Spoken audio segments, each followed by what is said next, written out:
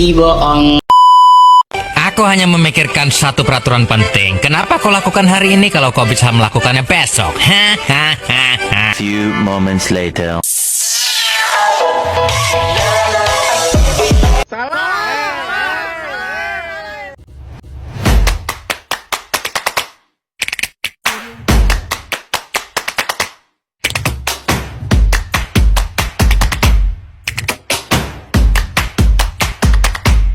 Assalamualaikum warahmatullahi wabarakatuh. Kami dari kelompok 3 akan membacakan nyaring bergiliran dengan judul Kota Tanpa Buku.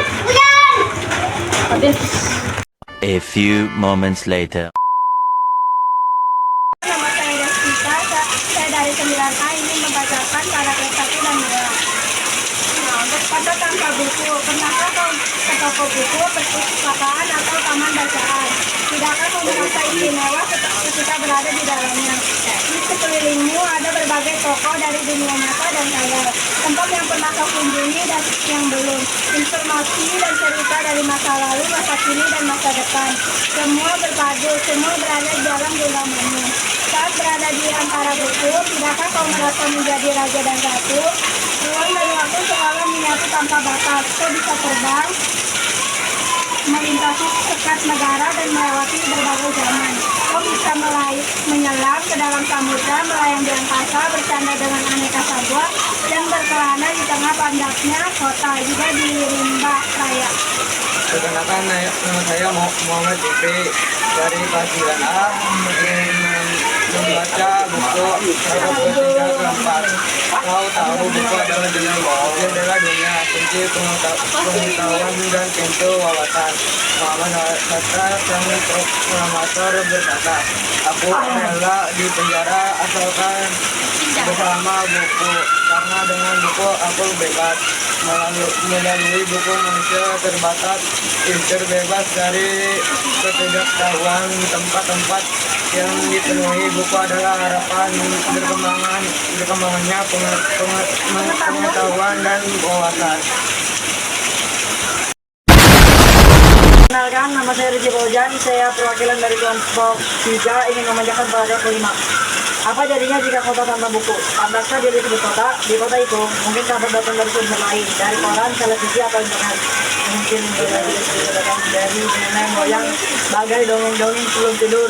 Irama warganya pun tiada beda, namun pagi bertebaran di muka bumi untuk berbagai keperluan. Untuk kembali pulang siang atau sore harinya, setelah itu mereka berangkat tidur dan memulai lagi hari berikutnya. Semua serupa. Saya Ibu Melati akan membacakan paragraf 6. Di kota itu mungkin ada bangunan bernama perpustakaan. Di dalamnya buku-buku berderet dalam rak yang tak terjamah. Tiada tangan meraih dan membuka halaman demi halaman dengan sukacita. Mungkin juga ada tumpukan buku di sudut-sudut sekolah yang sepi dan berdebu. Jarang dikunjungi,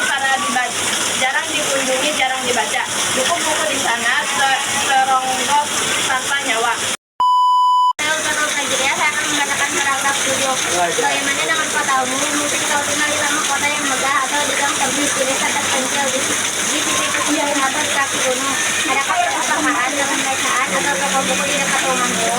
Jika ada, apakah tempat itu menjadi wadah berkumpulnya anak-anak dan warga, menjadi pusat perkembangan wawasan dan pengetahuan, atau hanya menjadi pajangan? Maukah kau menjadi orang yang menghidupkannya? Kau bisa mengunjunginya dan mengajak teman-teman membaca dan berbagi cerita di sana. Jadikan tempat itu sumber kegembiraan dan pengetahuan. Saya Muhammad Dani. Saya akan membacakan paragraf ke-8. Jika tempat itu belum ada, maukah kau menjadi orang yang mulai menghadirkannya? Kau bisa memulainya dari sebuah teduh di teras rumahmu. Ajak teman-temanmu memulai langkah baru. Jangan biarkan waktu berlalu tanpa buku. Siapapun dirimu bersahabatan dengan buku, dia akan menjadi teman setia kamu sepanjang waktu. Ya, cukup sekian dari kami. Wassalamualaikum warahmatullahi wabarakatuh.